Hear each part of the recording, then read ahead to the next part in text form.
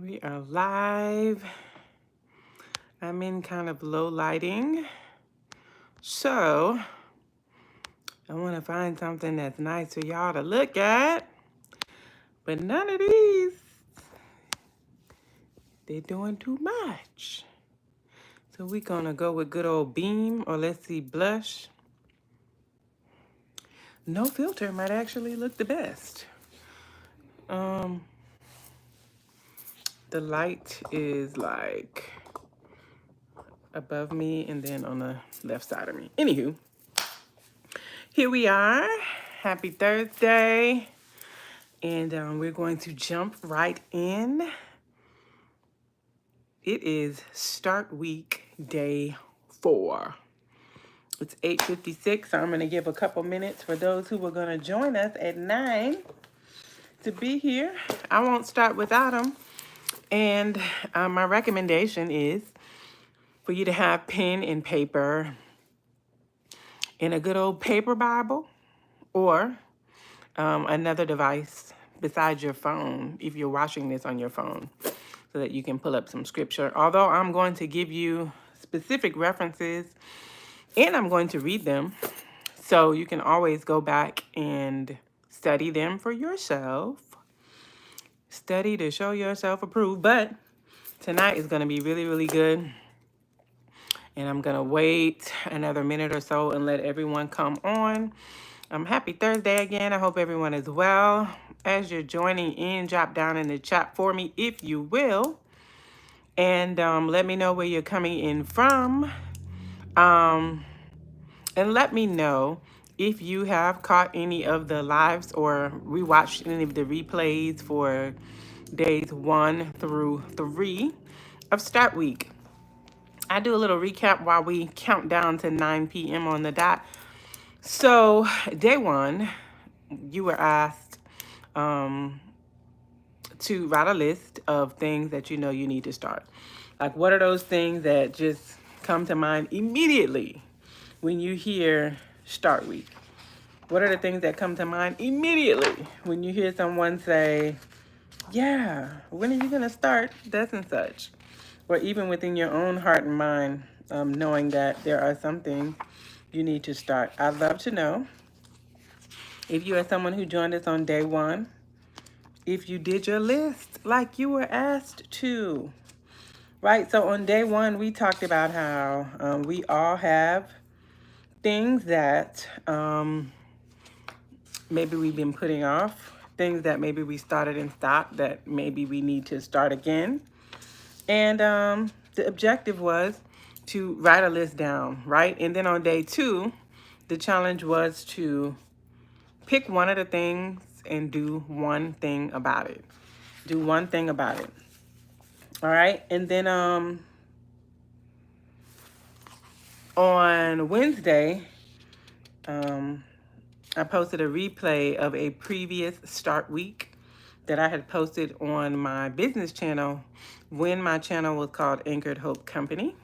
And if you missed those 3, all very, very good videos, go back and check them. They are in a playlist here on this channel, and they are called Start Week 2024. All right, so if you missed day 1 through 3, go back and check out day 1 through 3 of Start Week, because we are going to dig in a little deeper today. So the title of today's live is, But Did You Try? But did you try? And I picked that title because I know that anytime we talk about starting something or even starting something again, one of the main, I guess, mental battles, if you will, is fear of failure, or even, I don't know, sometimes feeling ashamed or feeling hopeless that maybe you've started something several times and you have yet to complete it. But the simple fact that it keeps coming back up, it is very likely that it is something that you need to do, something that you do not need to continue putting off. And sometimes I think we consider ourselves to have tried, but really in the grand scheme of what it takes to do anything great, some of our attempts have literally been less than really trying. So sometimes we feel we have tried because we had an idea of how something was supposed to go. And we stepped out there and started. And as soon as it didn't look like exactly what we envisioned, we stopped, or we took a step back, or we aren't as vocal about things because it doesn't seem like, they are exactly what we wanted them to be. Not realizing that there is literally nothing around us from services to tools to resources that did not take several tries on the attempt of the person who invented, created, organized, or engineered things. So I want you to think for a moment of some of the things, or maybe even your one thing that came to your mind from day one, of things you need to start, like give a genuine effort to starting or restarting. I want you to think about that thing, and I want you to examine whether or not one of your reasons for not doing is because you feel like, oh, well, I tried, didn't work, on to the next.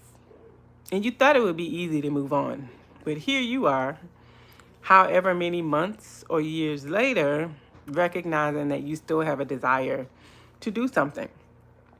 Oftentimes, as we begin to get older and more mature, we lose that innocent and faithful wonder of a child. A child has dreams as big as Texas. A child has in their mind, in most cases, before it is tainted by the experiences of the world or maybe the doubts of others, a child has dreams that seem like they make absolutely no sense. But they believe, I can do it. Whatever it is that they have in their mind, whatever they want to be, an astronaut, a policeman, a fireman. These days, a lot of our students, or children rather, want to do things in media because that is what they see. And then as they grow and they're actually able to become more in tune with how they are made, whether they naturally have a knack for, or even enough interest and endurance and perseverance to learn more about and get good at, or even the environment to help foster a particular gift or idea or talent. As children get older, they begin to use the same kind of logic that oftentimes we do as adults, and rightfully so in some cases. As we become older and more mature, we start to make decisions based off of past experience. Unfortunately, sometimes when we start to make decisions off of past experience, the experience that is most prominent and influential in our minds is failure. Now, that's not necessarily bad. We can learn from failure.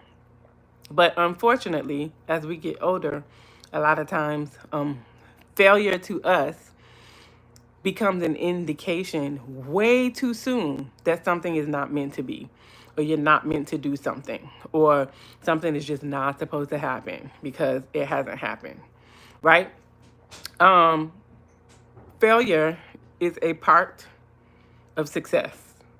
And we know that, we teach our children. I know in the school we encourage the students, learn from your mistakes, don't be discouraged. But sometimes it's quite hypocritical coming from us as adults because we feel like I'm this particular age, so that just wasn't meant to be. I wasn't supposed to do that. It didn't work out.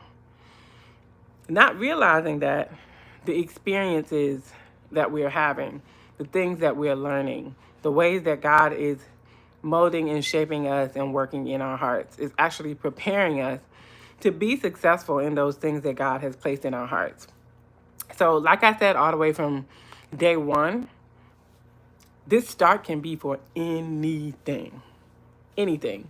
Oftentimes, entrepreneurs or creatives are drawn to these types of titles because sometimes those are the things that seem like it's only attainable for the elite. If there's this elite group of people who can be successful at things.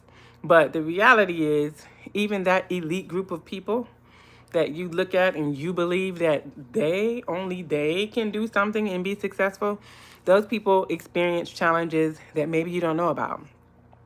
Or maybe you do know about them, because a lot of times people who are successful will come back and share their stories of failure and how they overcame them. But it's still in story form. And so we're getting 10, 15, 20 years of someone's struggle in 15 minutes or 20 minutes. So yeah, it's a movie. We're wowed and we're awed by the struggles that people share. And then we're inspired for the next couple of days or weeks by their success or their triumph. And not really taking a hold to the fact that there's many days where people who have been able to find success in certain areas where those people did not feel inspired. All right. One of the examples that we're going to talk about today is Michelangelo.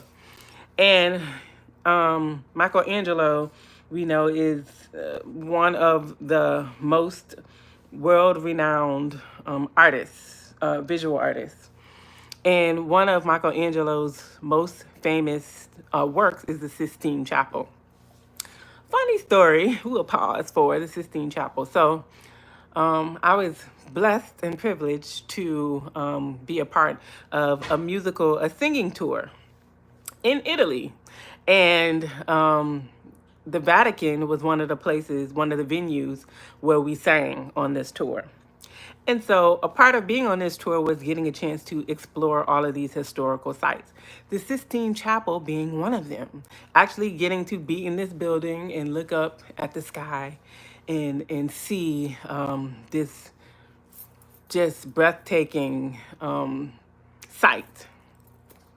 Well, unfortunately for me, I happened to go into the Sistine Chapel with a group of people who 2 or 3 of the people in the group did not want to follow the rules. So one of the rules, I know at least at the time where I visited, and it's most likely still the same, you're not supposed to take pictures of the painting on the ceiling and the wall in Sistine Chapel because, the light can diminish the actual, the paint or the visual of it. It's because it's so old. So it's being preserved. So one of the things you're not supposed to do is take pictures.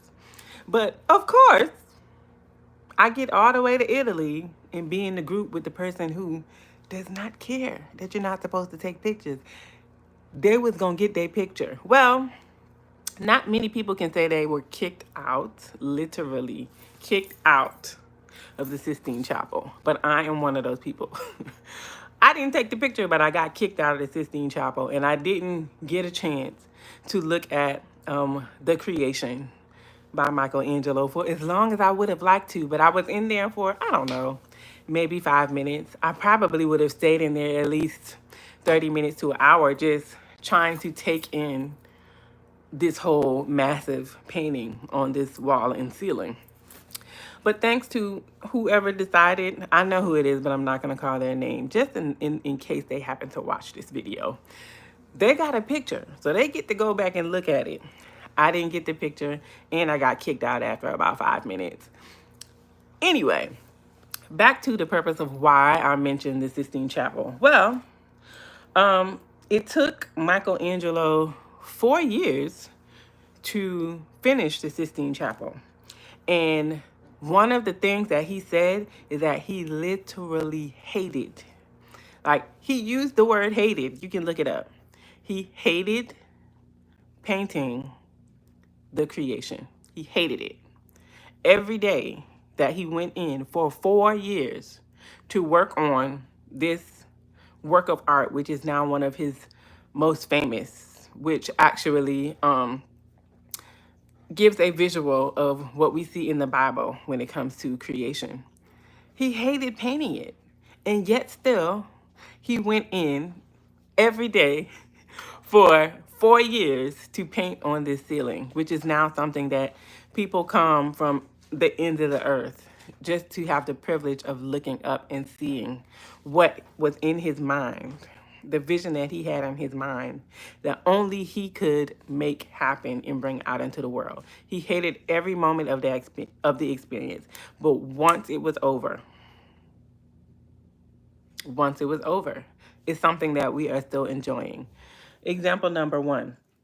Again, but did you try? I want you to ask yourself that question. Whatever the thing is, if you need more convincing to get back on it and try again, but did you try? Did you do something every day that you hated, that just irked your whole soul? Did you do something for 4 years every day? Well, you may have. You may be thinking, well, I did not paint the ceiling of the Sistine Chapel, but there is something that I tried for a long time and it just did not work for me. And sometimes when we're in a thing and we need that pause to step back and to redirect and to find, to refocus, even decide like, why am I doing this again? What is it that I really had a mission to do? Sometimes you do have to have a chance to step back. But if it keeps coming up, it's something that there's a very good chance that you do need to start. And day 2 was a day where you were supposed to pick at least one thing and do something about it. Sometimes doing something about it is just doing the research to kind of calculate, like, what would it take for me to make this happen? What would it take for me to make this happen? All right, another example. One that we hear of all of the time, Thomas Edison. Thomas Edison and his team worked for 14 months on something that they thought would take 2 or 3 months when it came to the light bulb, the theory that made the light bulb do its thing that we are still benefiting from today. But in those 14 months, 3,000 tries, 3,000 theories were tested in order for us to have the light bulb. Now, 3,000, I'm sorry, that's a lot. 10 for most of us, for something that we believe we have a vision for that can be helpful to others, that can help our families, that can actually enhance our wellness. Just 10 tries and failures, most of us will quit. Most of us would be like, oh man, I tried this for a week and a half. Prime example, weight loss. Done been eating whatever and laying down immediately after eating for the past 20 years. And for 10 days straight, you watch your calories, intake your water, maybe watch your carbs, increase your greens, make sure you get enough protein, you took your vitamins for a week and a half. But because you only lost a pound, you feel like, oh, this don't work. Let me go back to McDonald's for the next 2 weeks and so I can research and see what else I can try. We don't try long enough. We take the first failure oftentimes and just quit. We don't, we don't just step back and monitor and then adjust. Sometimes when we step back, it's a step back and it's a step off and it's a lay down and like turn around and go all the way the other way off of a failure. Now, not negating the emotions that come with failure. Negative emotions sometimes come with failure, but the knowing that we're learning something and the positive emotions that come with the actual success of learning something and learning how you can make something work, oftentimes it's overridden by the negative connotation of failure. All right. Sometimes we don't continue to try, even when we are trying to stay positive about failure, because of something that somebody else said or things that people say. And sometimes well-meaning people. Sometimes people don't mean any harm at all. But it ends up being that the things that they say will make us feel discouraged. Sometimes you can have seen a problem and you're actually working on it. Sometimes you've seen a problem and you're actually working on it already. You're trying to improve, but somebody just mentions it to you on the wrong day, and it just knocks the air out of you. And instead of dealing with the negative emotions, maybe communicating with the person about how the thing that they said made you feel, or even if it's constructive criticism, taking the constructive criticism, we think that means, oh, you know, even so and so noticed or mentioned my failure or my shortcoming. So maybe I'm not supposed to do this. Nah. But did you try? Did you really try? Not saying you got to compare yourself to anybody, but if we're going to look for examples that are going to encourage us and give us some perspective, it's so easy to find them in our everyday lives. But also, there are so many people who have gone before us in different ways.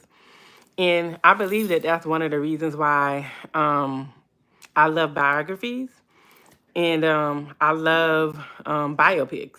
Absolute favorite kind of movie. And one of my favorite movies, I say top three, I don't know, top five, but this one is probably number one and has been since about 2017, I believe, is when this movie became my favorite movie. And if I'm not mistaken, that's when the movie came out. Let me see. Yeah, the movie came out in 2017. And 2017 is a significant year for me because 2017 is the year that I moved. Well, I finished my master's program in seminary, and I moved away from the city that I had lived in for over a decade. Like, it's the place where I've lived the longest as an adult. I had lived the longest as an adult. So that's a significant year to me. And I remember this movie because I had it playing like on a loop while I was packing when I was getting ready to move. And that movie is Hidden Figures. I love that movie. That is like one of my favorite movies. I know all of the lines. If you want to chat with me and you wonder if we have anything in common, watch Hidden Figures. There's so many lessons in that movie. The actors and actresses did a great job in that movie, but I love Hidden Figures, and because of that movie, Katherine Goble Johnson became like one of my favorite sheroes. You know, she is an intelligent Black woman that is also, or was also, because she passed away recently at, I believe, like over 100 years old. She was an intelligent woman of color, but she was also a family woman. She was also a mother. You know, she was widowed very early in her life, and was working in a very racist system, and yet still was probably the most intelligent person in the room in most of the places where she went, not because she was trying to be, but because she was just good at math. So I won't say I'm bad at math, but I don't relate to her in that way. But what I loved about her character in life, in real life, because obviously it's a true story. What I love about Katherine Goble Johnson's story is that she simply showed up with what she had to give to solve a problem where what she had to give to the situation became an answer that changed the world. All right, what she had to contribute to the situation became an answer that changed the world. Hold on for just a second. Okay. Yeah, so I love the movie Hidden Figures. What I love about Katherine Goble Johnson is that she just showed up with what she had. She was underpaid, under-respected. She was mistreated. She had to fight just to be, and she fought really with what we consider not even civil disobedience. She actually, her her endurance, her fight was to still show up every day and give what she was giving despite the treatment that she was receiving, until the point where the treatment that she was receiving was actually prohibiting her from being able to help the situation the way the situation needed for her to show up. Another thing I love about her that's inspiring to me is that she did all of the things that she did, and it took decades for her to even be acknowledged for all that she contributed. Like, if it were not if it were not for her contributing her knowledge and being relentless about being in the rooms, if it were not for her contributing her knowledge, and not being like, well, they don't want me in the room, they want to act like this, let me keep it to myself. No, she saw the value in how much what she could give would change the world, and she continued on, even through people trying to slight her, trying to muzzle her, trying to keep her out of the room, when, because she was a Black woman, she actually, that had nothing to do with what God had placed in her mind to contribute to that situation. But because she was a Black woman, they didn't want her in the room. You Black and you a woman? Why you need to be in this room? And she wasn't on a tangent or a trip of women's activism. She just knew, like, y'all need something that I have to give, and I can't give it to you unless I'm in the room. So years of this, she had to show up every day. She was thankful for the job that she had, even though she was being mistreated, when she was the answer. Right? And then even after that, it was many, many, many, many, many years before she was given her due, before she was given the acknowledgement, before she was given the accolades that came with all that she did. She didn't do it for accolades, but at the same time, that couldn't have been a good feeling. Could not have been a good feeling to know that had you not walked into the room, something that changed the world would not have happened. But because you're a woman and because you're Black, your name won't even be called. Couldn't have been a good feeling. But it didn't stop her from showing up every day and giving everything that she had. So while most of us are not rocket scientists and most of us have no mathematical genius aspirations, we still have something to give that sometimes people are not going to see or acknowledge or recognize. And that doesn't mean that we're not supposed to do it. It doesn't mean that we're not supposed to do it. And I think even on a personal note, I thought about this. And do I even want to say it? Yeah, it's what it is. There are certain spaces, it's certain spaces, maybe over the past 10, 15 years or so, that, God has blessed me in so many ways to just be in. Not because I was seeking to be there. Most of the time in these spaces, I was there to support someone else or to show an interest or some way of helping to promote what somebody else was doing. And a lot of times, for however, God would do his thing, I would end up in spaces where I would be encouraging people or being a resource to people that on the outside looking in, like, they're the ones with the answers. They're the ones doing these things successfully, on the outside looking in. And there would be times where these same people would have an opportunity to promote me or to say my name in a room, because behind closed doors, no one else knew that, I would be getting the call or the email or the text message of, how do you do this? Or what do you think about this? Or, just advising or just giving a suggestion or just kind of being able to, sometimes when you're in something, you need someone who understands what you're doing and what's going on with you, but it's not them in it. because they can just kind of help you see things more clearly and help you to strategize and problem solve. Over the past 10 or 15 years, I can't tell you how many times I have been in that space of being the helper, of being the supporter, or helping to be a problem solver as a part of a team, in spaces where my name was not called as a part of whoever did whatever. Didn't bother me because I didn't go to these places for that. I just always kind of ended up in that room or in those spaces. But when it did come time for me to step out more and to do things publicly, there was a part of me that felt like, maybe I don't belong in that space. Maybe I don't, maybe I'm not supposed to do thus and such because all of the people who are supposed to do that are doing it. Not true at all, but just that feeling of, well, the people who are actually supposed to be in this space, they are endorsed, they are acknowledged, they are promoted. The only way for me to operate in this space is for me to create my own thing, to do it.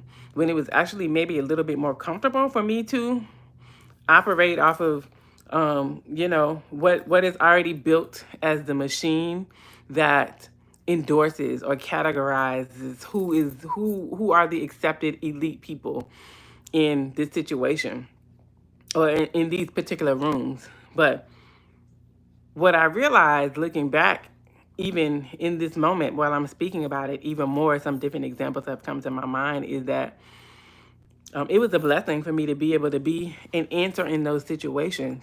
And me being able to be an answer was not proof that I was not supposed to do something or to have to create my own way to share these different things or to get these different things out there.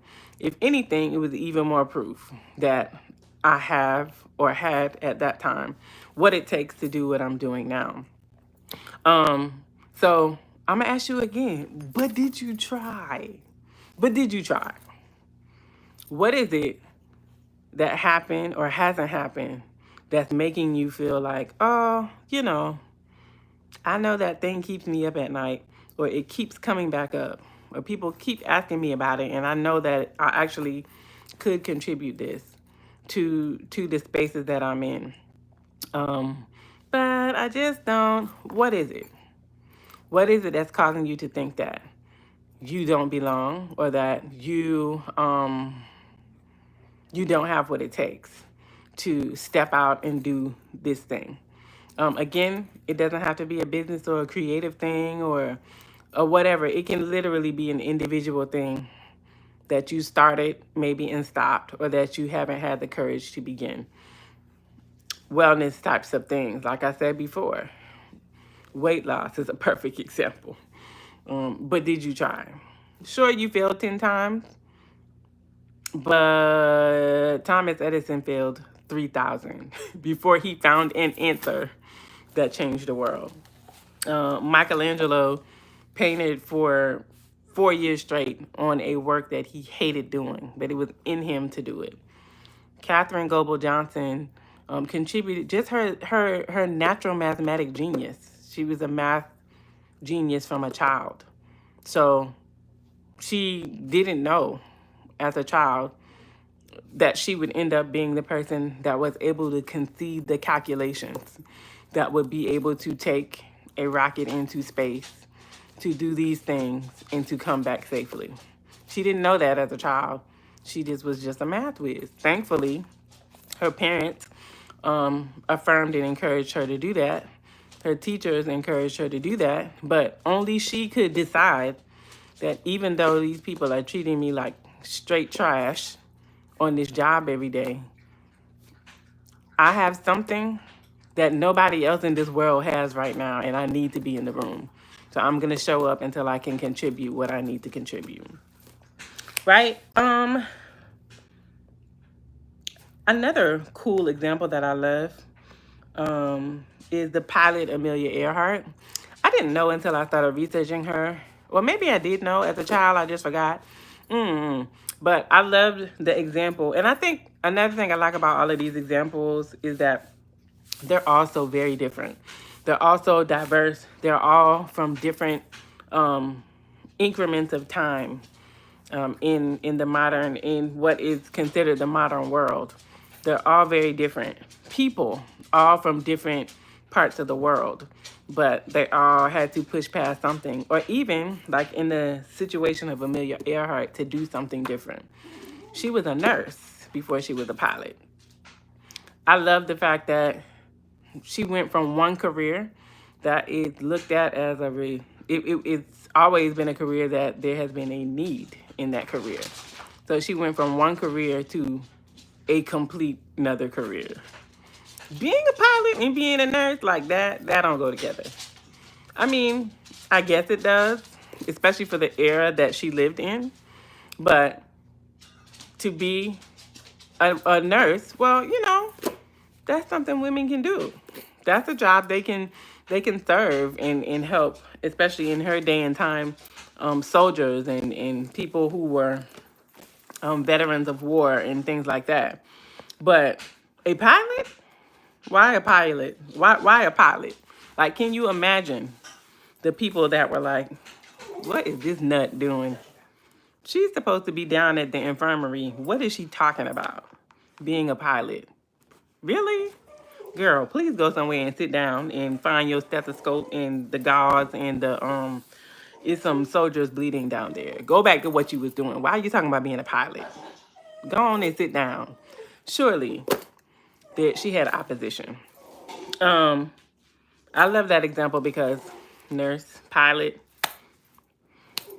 Meanwhile, maybe you are a nurse or a teacher, or you work in sales, but you also have another gifting that overlaps or intertwines with your vocation.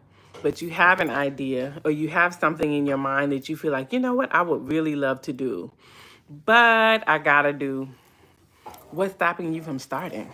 What's stopping you from at least finding out what would it take for me to do this?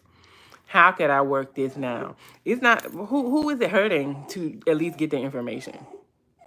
Who is it hurting to at least find out what would it take?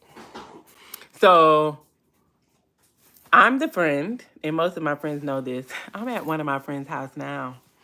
I'm the friend that if you have a gift and you're good at something, or if you just have an idea and you want to try something, I'm the friend that by the time you finish talking to me, you gonna at least try a little bit. I'm the friend that whatever it is that you're doing, or I'm one of the friends because I actually have so many friends that are like this in different ways. We all bring something different when it comes to supporting one another. So I'm the friend that, like, if you want to do something creative or you want to do something entrepreneurial, or even if we're just randomly at your house and you're trying to rearrange something, and although I'm not an interior decorator, and my sense of positioning, I don't believe I'm gifted with that. But my thing is like, oh, it's a way to do it. We're going to figure it out. How we need to move this around? Let's do it.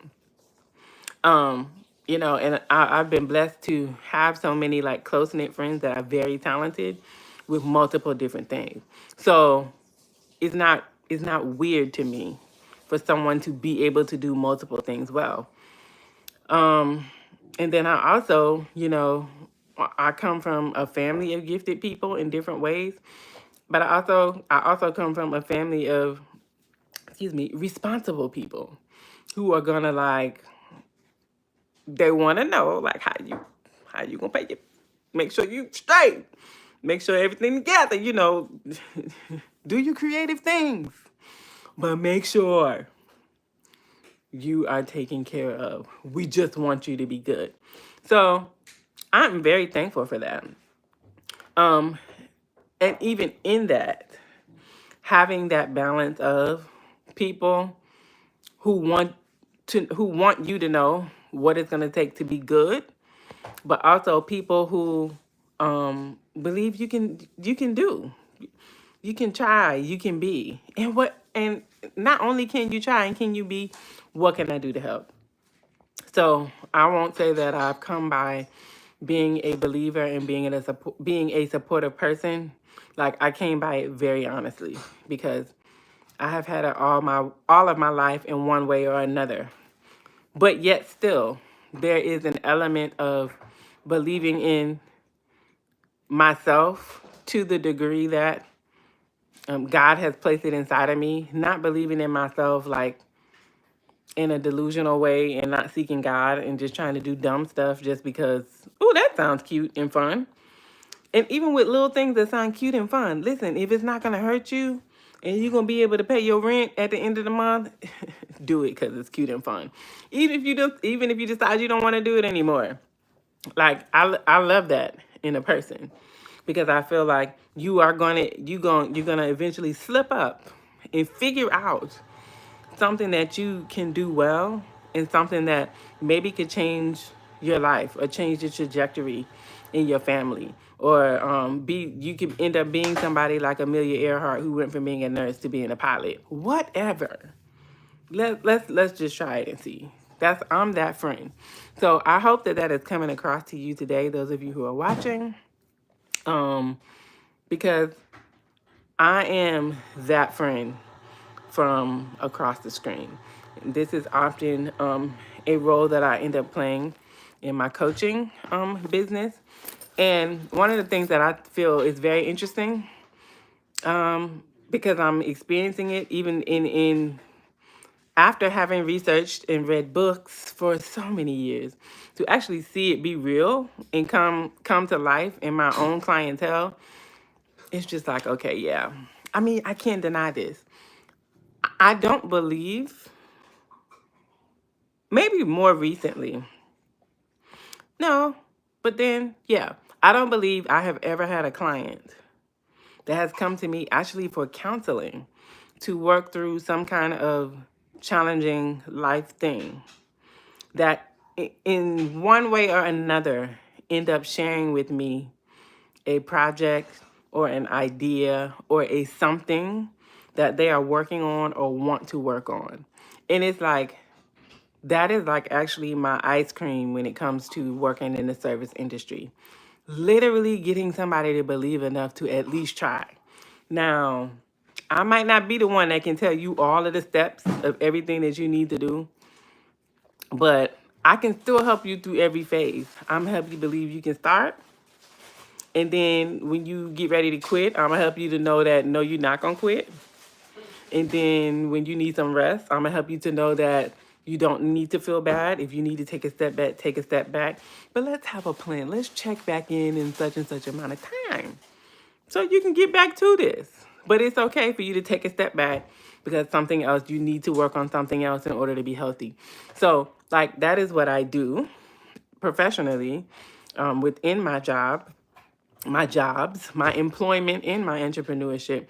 But that is literally who I am when it comes to the people around me, my friends and in my family. Like, if you want to do it, I believe you can.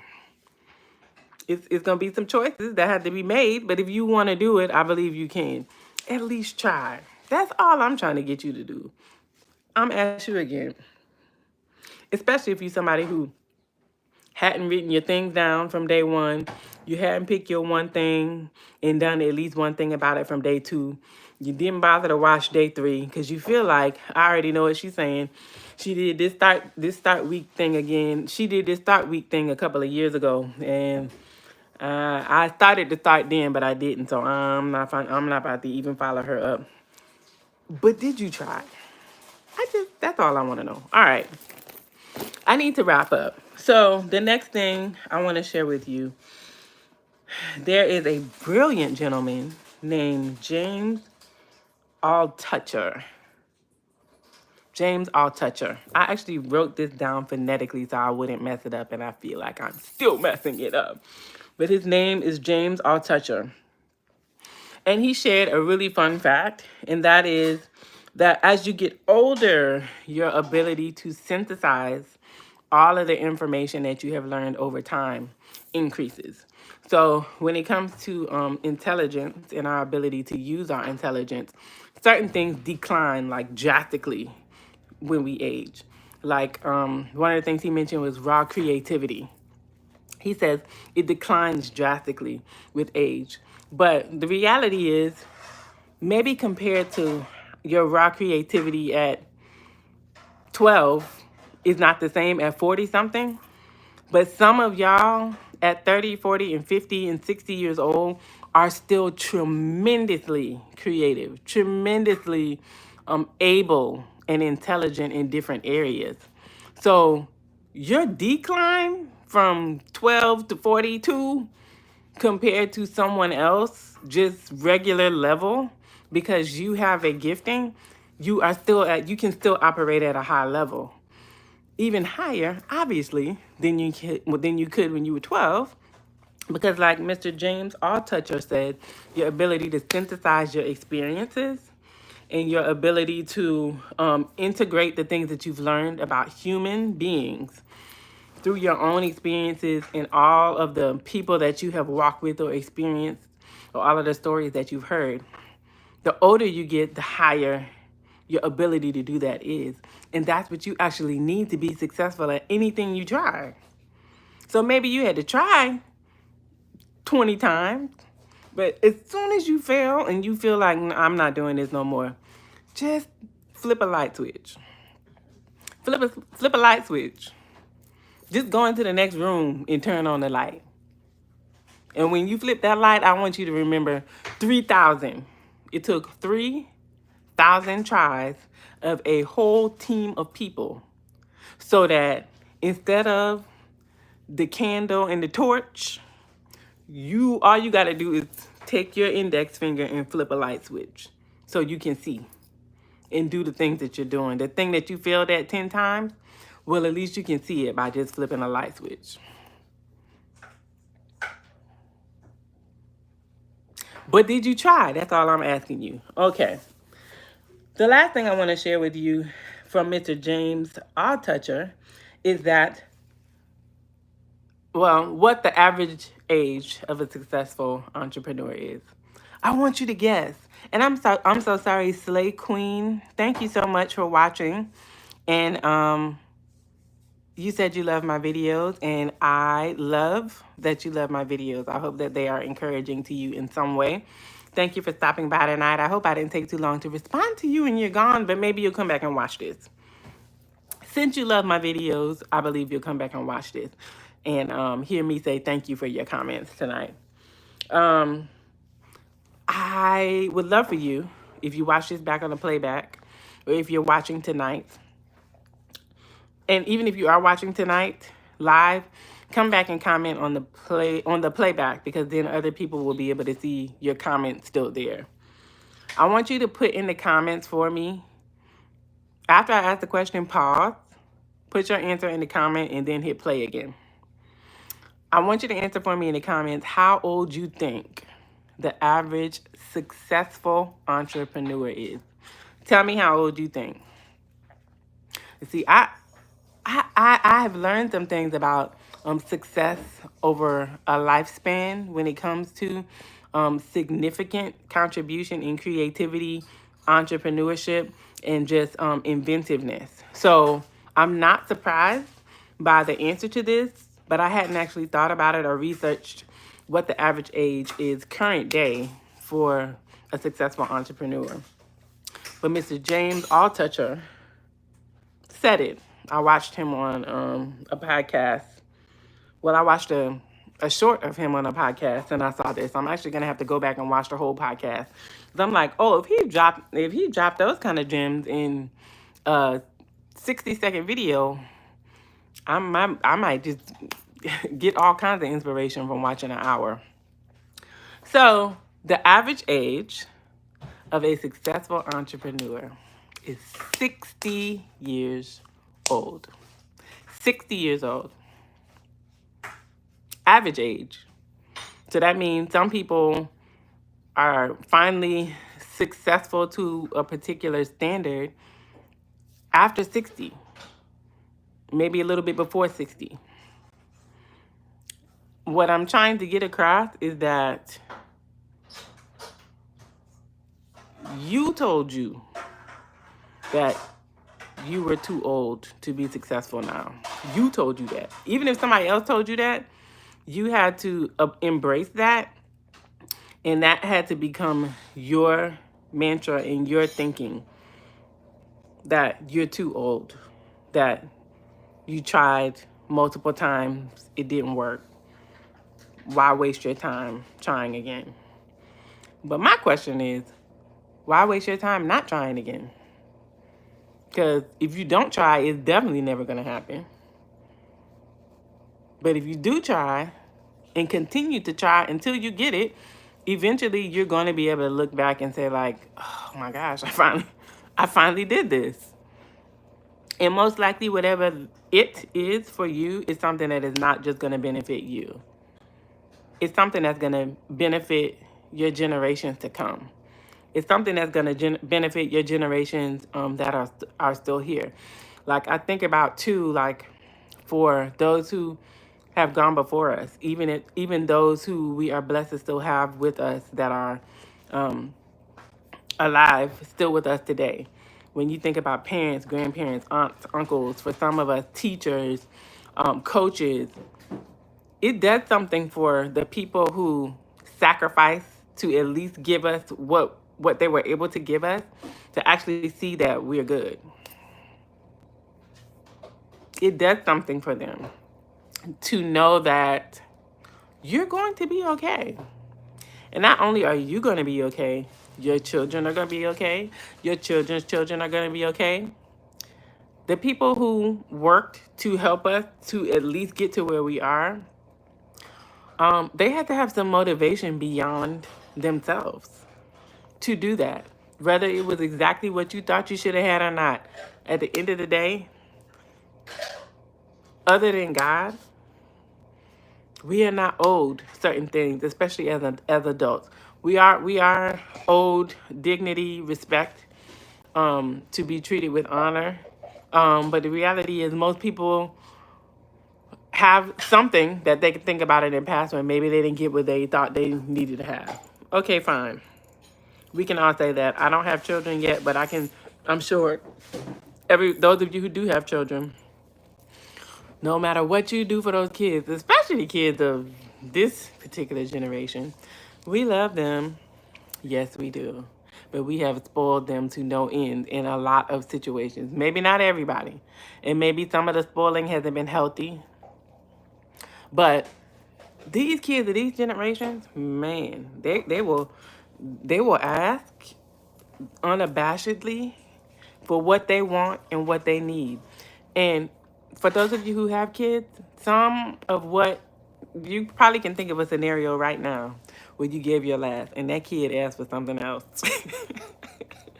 That child asked for something else and didn't think twice about it because it's what you do. But as well, I'm saying for the people who came before us, but it depends on your age range. Who are the people who came before you? The people who came before you, a lot of them may not still be here. But for those of us who are of the age bracket where maybe a lot of the people who came before us are still here, the things that we do now, stepping beyond our comfort zone, and sometimes even stepping beyond their comfort zone. Because the people who have been your safety net all of your life, or even for like married people, maybe your spouse and your children, they're your safety net. They're the people who want to know that you're good. They're the people who you want to know that they're good. And sometimes you having enough faith to take a particular leap, it makes them uncomfortable. It makes them afraid. Not because they want to hold you back. They want to make sure you're good. But you still have to try. Even if you have to figure out what incremental steps will look like for you so that your family has some sense of security, or even if y'all learn some things together so that everybody will have some feeling of ease, or maybe you learn enough to share and to teach your village or your support system so that they have some confidence as you step out into some different things. But you still have to try, because even when people don't understand that doesn't mean, sometimes that is a reason to pause, maybe. Maybe not stop, but at least be willing to answer clarifying questions for yourself and for the people who care about you. That doesn't always mean they're going to get it. That doesn't always mean they're going to agree. Sometimes you have to do it while the people around you are kicking and screaming because they think you're a little off. You how old and you about to start what? They think you a little off. I know my family had thought I was been they're like, she's smart, but she's a little off too. She's different. Like, don't mind her. Just pray for her, y'all. Just pray the child be all right. A little bit off, but it's okay. But there are some things that after I did those things, they may not have always gone the way I thought they were gonna go, but I did learn something about myself. And in a lot of situations, I learned something about God that I thought I knew, that I knew in theory it was here, but it was not here. And because it was not here, I could not operate like it was here. It was just here. I'm glad it was here, but the challenges that I have faced, even in recent years, God has used to take some of the knowledge that I have of Him to allow those challenges to make me seek Him so that not only do I know Him in my head, I know Him here. So not only can the people around me be more confident that when I do things, I'm probably gonna, I'm gonna be all right, even if it looks a little crazy. I can be more confident that the things that God is empowering me to do are things that I'm supposed to do, whether it looks like how I think it's supposed to look like at the moment or not. Right? That verse in, I believe it's second, what am I saying? Is it? No, it's Philippians 2:13. God is giving me the power and the ability to do what pleases Him. God is giving me the power and the ability to do what pleases Him. So even in the realm of spiritual things, which everything comes from spiritual things anyway, there is a power and an ability that we get from God. So it doesn't say God has given me the power and the ability to do what's going to succeed and just skyrocket the first time. It doesn't say that. It says God has given me the power and the ability to do what pleases Him. So even though God will use the things that we put our hands to benefit the people around us, it doesn't always mean it's going to please them that we're doing it. How about that part? How about the part that maybe some of the people that, if you're someone who does church work, I think is a good example. Some of the things that you're doing by the power and ability of God in your church. The very people that you are working for with integrity and with love make it hard for you because it doesn't please them. It's not what they think you should do. It's not their way. But God didn't give them the job. Yes, they should be prayed for and they should be considered and they should be treated with love and respect. But any leader faces moments where what you're doing, the people around you don't think is the right thing to do. But we are responsible for the things that God has given us, the things that He's placed in our hands, the ideas that He's placed in our minds, the missions that He's placed in our hearts. We're responsible.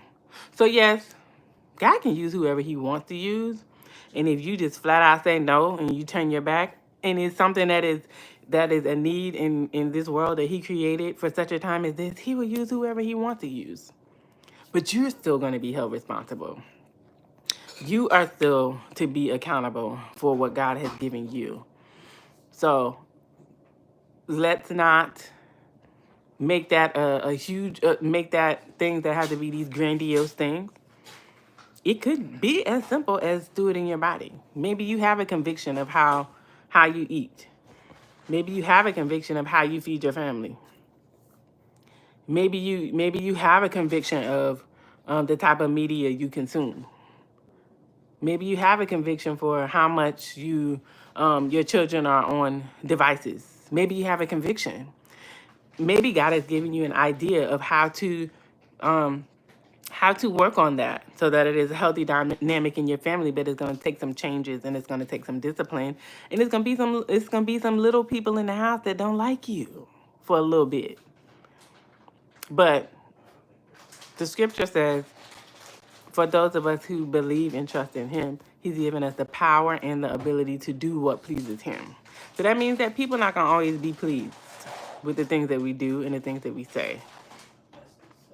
But if our motive and our goal is to be honest and to be true and to be good stewards of the gifts that God has given us, then he'll give us the power and the ability to do what pleases him, even if that means we have to keep trying until we get it. All right, my last example, and just a few verses that you can take with you from the Bible, because I have been referring to the Bible, and rightfully so, as the ultimate encouragement. There are no words, there are no inspirational people that are gonna encourage us any more than the Bible. As a matter of fact, the people in our day and time, or even from hundreds of years ago, that we are inspired by, the same principles and precepts that we see in their lives that they were able to walk out, we see in great detail in our favorite characters in the Bible. So I've been on a Moses kick since, I think Moses is just the biblical character that I'm studying a lot this year, because although I grew a love for the Old Testament when I was at CIU, because for the first time in my life, I felt very, very connected to what I was reading in the Old Testament. And I feel like it was probably when I was in Genesis, first part of the Old Testament, because I studied the Old Testament, I believe, in two parts.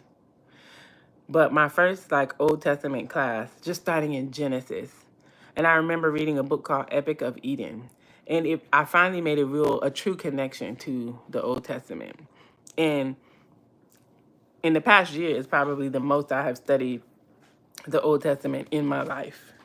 And there's something about the life of Moses that I have been more drawn to. In the past, Joseph was my guy, because Joseph was a dreamer. And I shared another one of my videos earlier this year, or at the end of last year, about in the past year learning more about my dreams, and dreaming prophetically, and not having really understood my dreams like that until over the past year, when it became a necessity for me to be like, Lord, what is going on? What are these dreams? But anyhow, so yeah, Joseph was my guy for a long time, still is. So many things that I learned from Joseph. But Moses has been my guy this year. And in thinking of, but did you try? Did you quit too soon? I thought about Moses and how God worked in his life incrementally. We talked about, I think, in day one of Start Week, how just his life was miraculous. It just, his literal story from infancy, and having survived the time that he came into the earth when all of his kind were being intentionally taken out, to having survived the way he did, and having grown up in the environment that he grew up in, only to be sent off to the desert for 40 years. What I think is interesting about Moses' life is that everything happened kind of in increments of 40. From birth to 40 years, he was raised as royalty, privileged.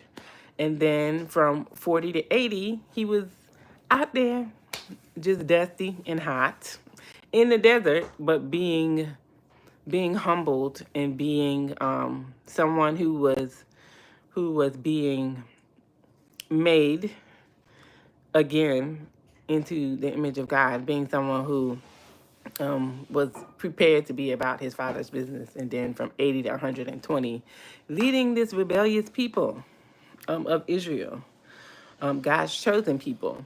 And I thought about how just the different examples in the Bible of how many times Moses was frustrated. Although Moses had seen miracles with his eyes that most of us will never behold. I almost would venture to say all of us. Some of you may have seen miracles. Some of you, and we all class up. Everything's really a miracle when you really think about the grace and the mercy of God in our lives.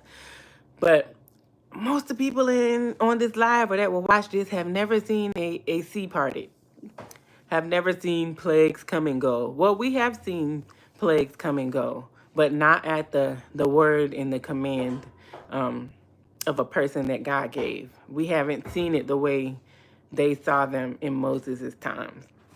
Although in this day and time, we are becoming a lot more connected again to the power of God in a visible and tangible way. But my point is, of all of the things Moses saw, he still struggled at times with being frustrated. He always believed God would do what he said because of his experience and his relationship with God. But that didn't stop him from kicking and screaming literally sometimes because of the things that he went through in leading the people. And it's very interesting, maybe not a super profound thought, because most people who cover Moses will talk about the transformation that he went through in 40 years. And then we talk about how, the Israelites took a 3-day journey and it took them 40 years, but they needed the time to transform. They needed the time to be renewed from the bondage that they had been in their whole lives. So living 120 years is not typical these days, although there are the few people who do. Many of us are hoping and praying to be the next ones that live 120 years. But the reason why that's significant in a talk like this is that some of the tries and some of the supposed failures or the delays or the I remember reading a book about 10 years ago by Devon Franklin. What was the book called? I don't remember the title of the book, but I read it probably more than once. But he describes, one of the chapters is called Development Hell. And he was speaking on the process of when a movie goes to it's picked up by a studio, or like how a movie writer or a movie producer, how they can have this brilliant movie idea, but it goes through development hell, and they don't get to control when a studio is going to say, I believe I'm telling this right, they don't get to control when a studio is going to green light it and say, all right, we're going to shoot this. And then once they shoot it, and it has to go through production, and while it's going through production and all of the advertisement, all of the marketing and advertisement that goes into it, all of the A&R stuff. I love how he describes, just kind of all of our path when it comes to walking out things that God has placed in our hearts. Sometimes the season we're going through, we might consider hell, like development hell. Like, just when I thought I had learned everything I had needed to learn for this, just when I thought it was my time in a particular area, here goes another lesson. Here you go. Guess what? You need to learn this. The Israelites' extra 40 years in the wilderness was because they had to learn. Egypt had to be cleansed out of them in order for them to be prepared for not only the success of reaching the promised land, but for the giants and the challenges that they would face once they got there. Anytime I listen to successful people talk, especially in the entrepreneurial space, I love to hear them talk about how, they thought some of the things that they went through getting there, that those things were challenging. But once you have a measure of success in a certain thing, there are new challenges. So meanwhile, you're thinking that you failed because you had to try 10 times, but you're not realizing you picked up 10 things that you're going to need when the success comes. Or maybe you're someone who tried something and you were super successful, you reached that pinnacle, but then it was like, okay, what's next?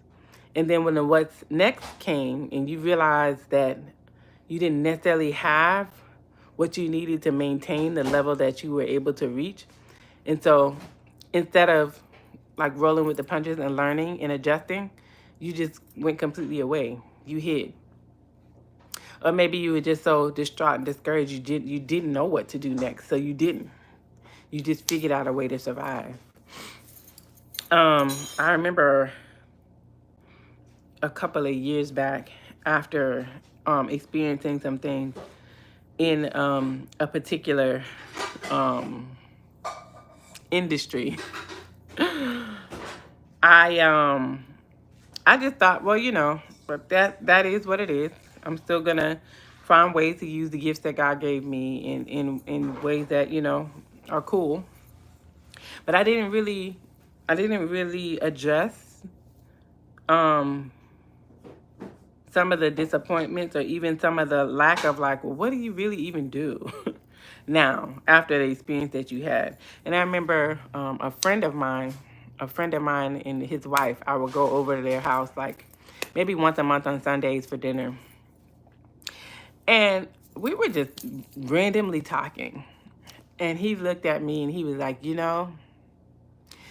you had thus and such experience, because he knew about that particular thing I had experienced, and he was like, you didn't like what you saw there. You didn't like what you saw, and so you decided that you just weren't going to do that at all. And I didn't disagree with him. I listened to what he was saying, but inside I didn't really agree. I felt like, well, it's not that I decided I wasn't gonna do it anymore. It was just I don't know what to do, because this is the only avenue that I really know, and I don't like it. It doesn't match. It doesn't match me when it comes to what I am willing to do and not to do in order to be a part of any kind of industry. I didn't know at that time that that was an experience that I needed to have for this season right here. So I knew that I wanted to be able to support other artists. When I went to seminary, that was actually one of my things when it came to my objective, when it came to going into the counseling space. I wanted to be able to support people like me in ways that maybe someone who did not understand the creative space, especially as a person who's a Christian or a person who believes in a particular type of standard of integrity, like, how do you even work in this space? Like, how do you even... I knew I wanted to help people like me, but I did not realize at the time that some of the challenges that I had faced would be such fuel for me now to know that not only can you do the things that God has placed in your heart, sometimes you have to create. Sometimes you're going to be able to mold yourself into or find a way to work within a particular system in a way that you can be successful at. But sometimes you have to create. Just because it could be a seat at a table for you, but you don't want the seat because you don't like what you found out was at the table. You might have to create your own. You might have to create a table that is in alignment with your value system, that helps the people that you want to help, but that does not require you to compromise your integrity. It doesn't require you to say one thing to one group of people but do something else behind their back. It doesn't require you to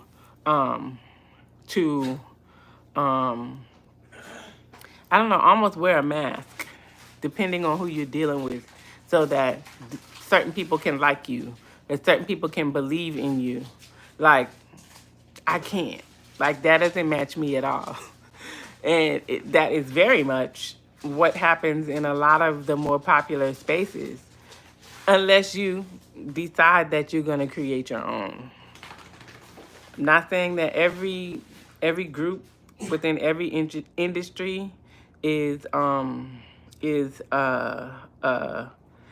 good or non-integral, but oftentimes the people that we feel like You have to be in good with these people.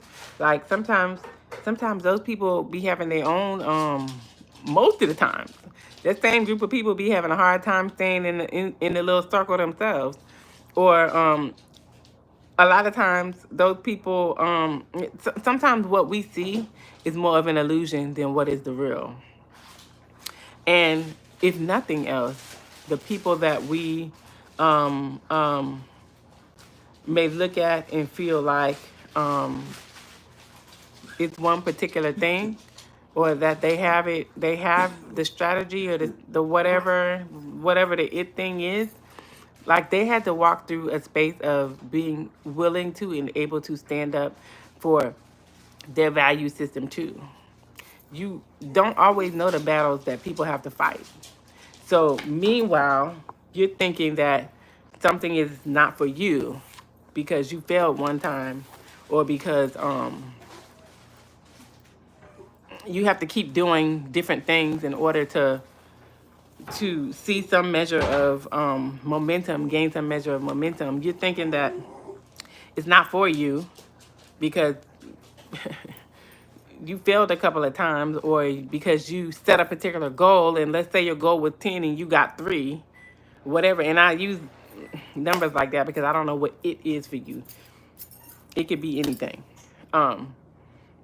We see people's success, but we don't always know their story. And even when they tell us their story, they're on the other end of it. So we experience it like it took 5 minutes when it took 5 years, when it took 5, 10, 15, 20 tries. You just heard the story in 5 minutes. So it doesn't feel as heavy as it felt for that person walking through it.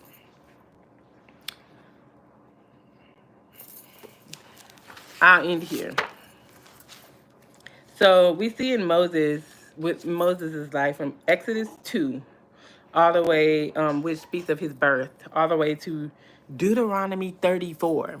So that's another reason why I think maybe I'm so attracted to Moses' story, is because there are quite a few years and quite a few details of contribution that we get when we read Moses' story, which, because of the length of time that is covered, it helps us to actually see sometimes more vividly the process, and how it's never overnight, and how it's really never for us. It's to make us who God needs us to be in particular ways, as we are made, more like him.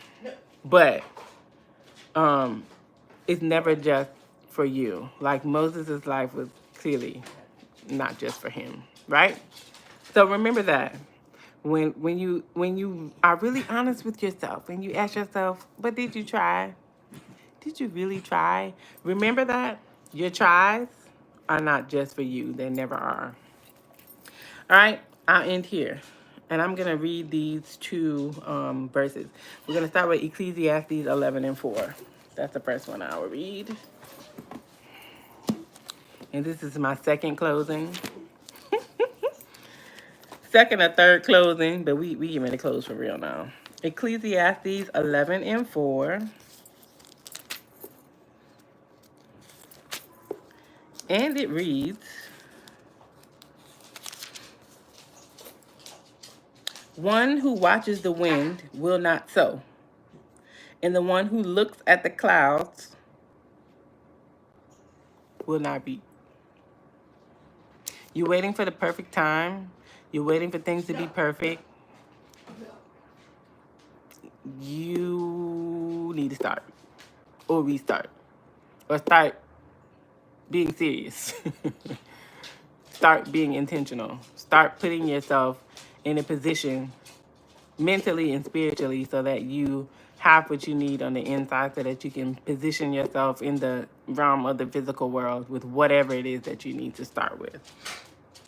Because if you're just observing the conditions, you're just observing the conditions. They're going to change. What's happening around you is going to change.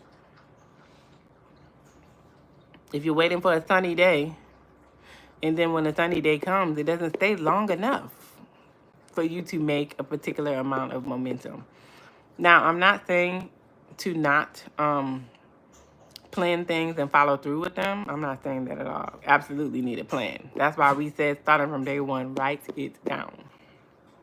Be accountable for it. Put yourself around people who are going to ask you about it and hold you accountable, as well as people who can help you and encourage you. As well as, and I will throw this in, the people that what you need is going to help. If they're not like your people in your immediate family or your immediate church, keep yourself around the people that the thing that you have will help.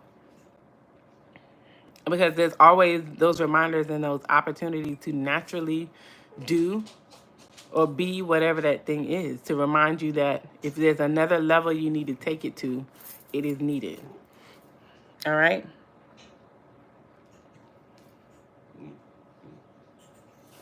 Okay. Ecclesiastes 11:4. Think about that. Are you sitting on the porch, figuratively, watching the conditions, waiting for them to be perfect so that you can start or restart or try again? All right, last one. Psalm 37:7.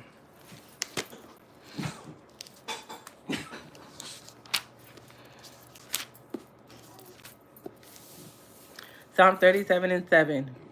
Be silent. Move. Move it.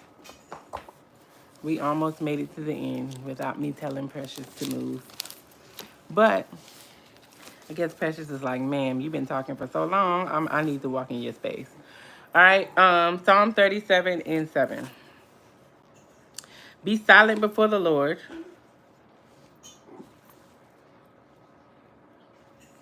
Be silent before the Lord and wait expectantly for him. Do not be agitated by one who prospers in his way, by the person who carries out evil plans. Refrain from anger and give up your rage. Do not be agitated. It can only bring harm. For evildoers will be destroyed, but those who put their hope in the Lord will inherit the land. All right. That was Psalm 37. Actually, that was 7-9. Psalm 37 is very encouraging. If you live if you live in today's world, which you do, and you're trying to do something good, or you're trying to do something right, or you're trying to do something in the way of integrity, which is against the grain. It is counterculture to care how you treat people. It is counterculture to, it is the opposite of what is happening in our world to consider how the decisions you make are going to affect people who do nothing for you, right? It is counterculture to be integral when it comes to dating. It is counterculture to be integral when it comes to business and ministry. It is counterculture, unfortunately, to be integral when it comes to friendships and relationships, when it comes to being honest with people, when it comes to considering others above ourselves, when it comes to being willing to work on our own spiritual and emotional things that land us in spots that are unhealthy or unhelpful, when it comes to relationships, when it comes to business, when it comes to things like codependency, either in family systems or in church systems, in work systems. I have been just like, so, I just say my eyes have been opened. The scales have fallen off of my eyes when it comes to corporate America, when it comes to the work world.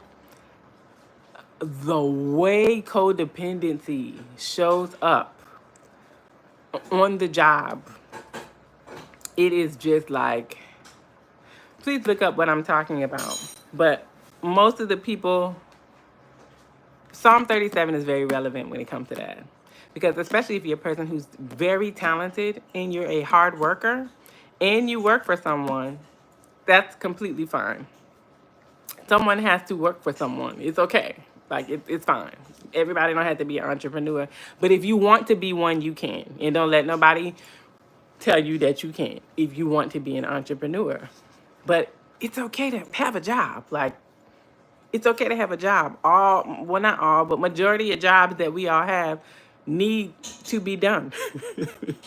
Like they're a necessity, they're a life, they are things that contribute to our quality of life. It's okay to work. But the way codependency is such a toxic system that I see on the job, and not just from my own experiences, from people that I have either coached or counseled, or even friends, or just having conversation, just paying attention. It is really sad. It is very discouraging and very devastating to see how people who are talented are misused and abused, not recognized, manipulated. Um, how coercion is used, how sometimes mistreating people so that they will, or I guess trying to get people to leave places because you can't control them or you can't manipulate them. This stuff is happening on the job for people. So for somebody, the start in here for you is to get the strength that you need so that you do not feel bound to a system where you are codependent, where everything you do is to please someone who cannot be pleased, who will not acknowledge you or treat you well. Some of the start for you is to get you off of a toxic job. Some of the start for you is for you to stand up and actually be a leader on your toxic job, in your toxic work environment. Some of the start for you is to stop letting people that you know, as my Uncle Manuel used to say, have a demon control your day. We just gotta call it what it is at this point. Some of you, the start for you is calling a thing, right? So calling a thing might be being willing to be the person who does not turn a blind eye to injustice on your job. Calling a thing might be, I'm nice to so and so, and I don't want to offend them. I don't want to say anything because they've been a loyal whatever for the past 30 or 40 years. But they a witch. The start for you might be, you know what? I need to get whatever support that I need so that I can stop letting people walk all over me.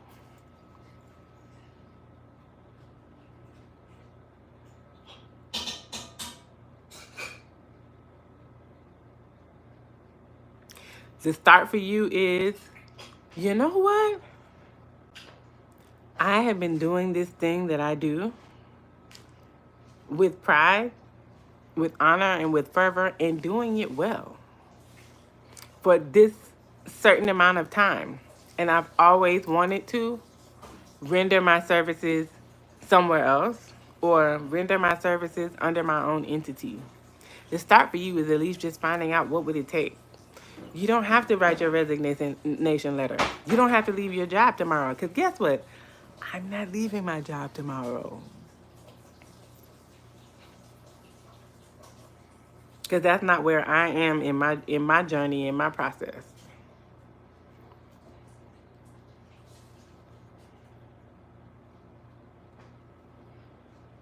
I work for someone, and I'm very thankful. I'm very glad for my job in this present moment. But when I go to my job, I show up as the person that God called me to be. So yes, I'm going to do it. I do a good job on my job because it's in me to do it. I'm always looking for ways to improve what I have been assigned on my job. But the start for me is to make sure that I contribute enough of my energy and my talent and my effort to my business. So whatever that means, whatever changes I have to make so that I have that time in my schedule, that is what I'm doing in this present season. Because I also understand that we live in a world now that Sometimes doing and being who God called you to be means that you need to be in a position to where you can say what you need to say.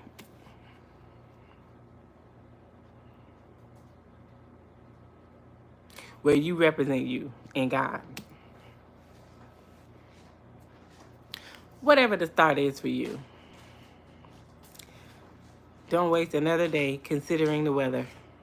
At least start. Find out what it would take for you to do it. Don't worry about the people who are doing evil in that particular industry. Don't worry about the people who it looks like they're prospering, but the devil is really beating their brains out at night and they can't sleep. Don't worry about them. Pray for them. That's what it says in Matthew.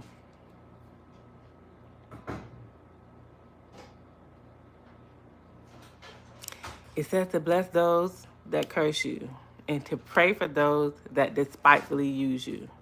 It doesn't say you got to continue being despitefully used, but you can pray for them. And Psalm 37 lets us know not to fret because of evildoers. We see people who, I know sometimes that's how it is, like, Lord, that person straight up blasphemes your name every day of their life. They wake up and go to sleep cursing you. Why it seems like it's so easy for them to find success in a particular industry. Like the old folks used to say, just keep on living. Keep on living. You don't have to wish bad on nobody, but understand that God sees it all. So make sure that he finds you about his business. And if that in your life means stewarding your temple, if that means whatever that thing is that you need to start, make sure that he finds you doing it. Repeating again, Philippians 2:13, God has given me the power and the ability to do what pleases him.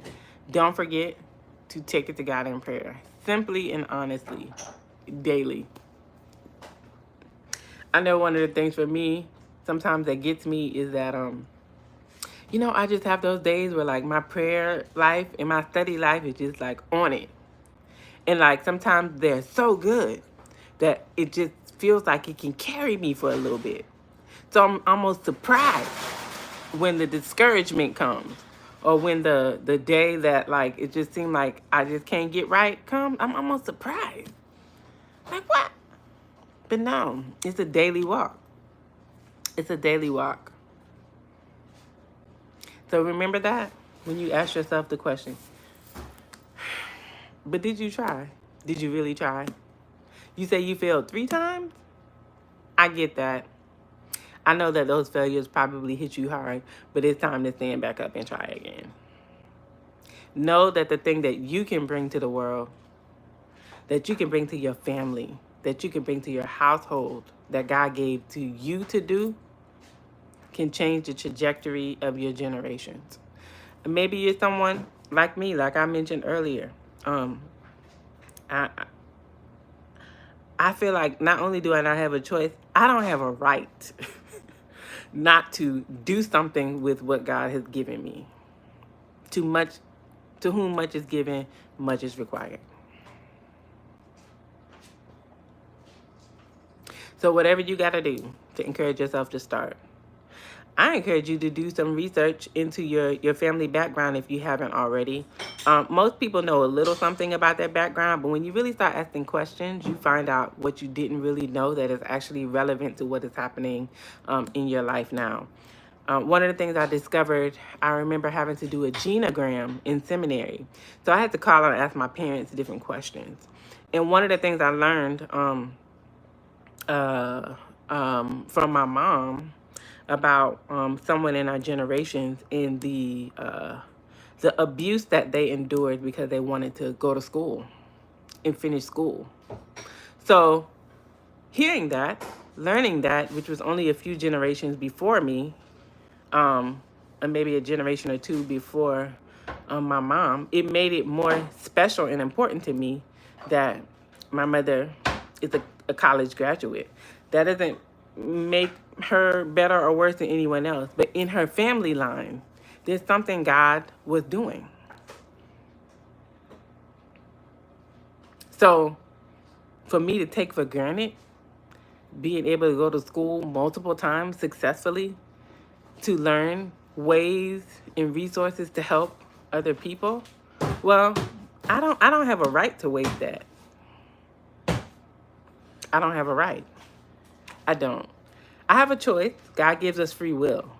But I feel like it would be a shame, a disgrace, for me to not persevere through what it takes for me to figure out my things so that I can use the gifts that God has given me to the highest capacity. Period.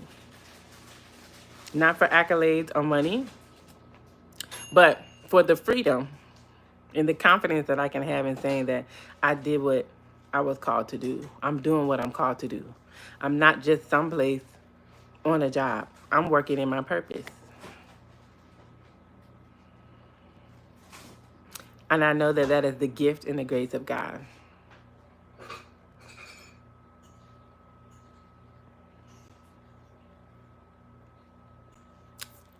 Even now, just talking about it, the way God has orchestrated things for me that I just could not quite figure out how this is going to work. Why wouldn't he do it again? With the things that, the ideas and the opportunities he's placed before me now that I believe with all of my heart could work out, but I don't have all of the parts. But I have enough to start.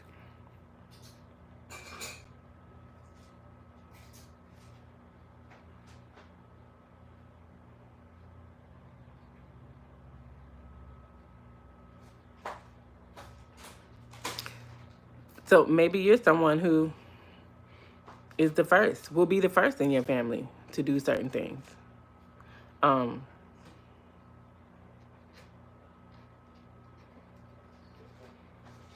think about the sacrifices that were made by the people before you.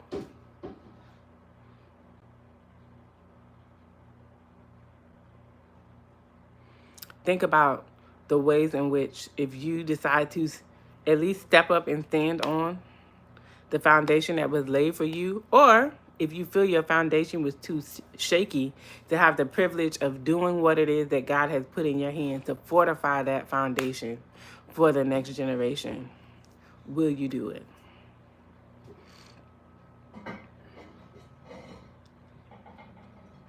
You know, I mentioned, my mom being a college graduate. Both of my parents are university graduates. And I think about just a little bit of their stories and how they came to be and the things that they had to sacrifice in order to build a foundation for me and my siblings. And I also think of, both of their experience in church, growing up in church, or even the role that they play to this day when it comes to, church work, when it comes to being responsible within a ministry and within a church. But I also think about some of the traumas that they experience, some of the ways in which over the past 10, 15 to 20 years, all of us in the church world, I don't want to just say in the black church because it's not just in the black church. I believe the black church gets a bad rap compared to a whole lot of other sectors of the Christian church. But just the learning and the growth when it comes to sound theology and even any form of church hurt or like abuses, being able to persevere through that stuff and still love and serve people with integrity. Like, I don't get to say like, I hate the church because they blah, blah, blah. I don't get to do that. Not when I had the privilege of going to learn about how to understand sound theology so that I can help to promote health in churches. So somebody else can do that and get away with it. I don't get to do that. But I do get to serve as a support system to help people who are going through whatever things they're going through with their thoughts about God, their feelings about themselves, their need for community. Well, much has been given to me is just required. I've had many days where I felt like, oh, why do I, like I grew up in church with my own qualms that I didn't feel like anyone understood, but that had to happen. It had to happen. I wouldn't be who I am if it didn't. But God didn't just leave me there. He allowed me to still love the church, still love God's people, and learn some things over time. He allowed that. So I don't get to quit. Sometimes it would seem easier because sometimes it, especially when you go in God's way, some of the challenges you face, people don't understand.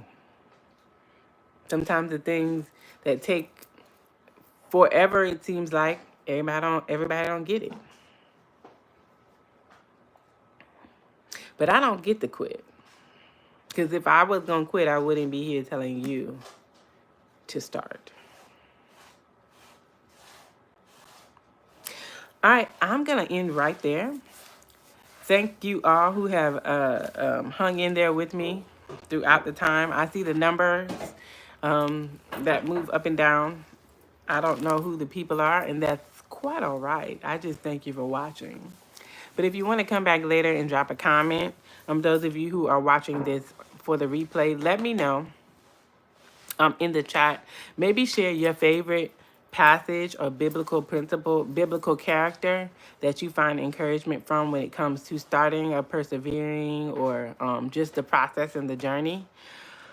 Yeah, or even share something that you've started or been inspired to start, or just tips for people who are. I would love your comments. I'm going to leave the replay comments open so that you can leave your comments to encourage someone else.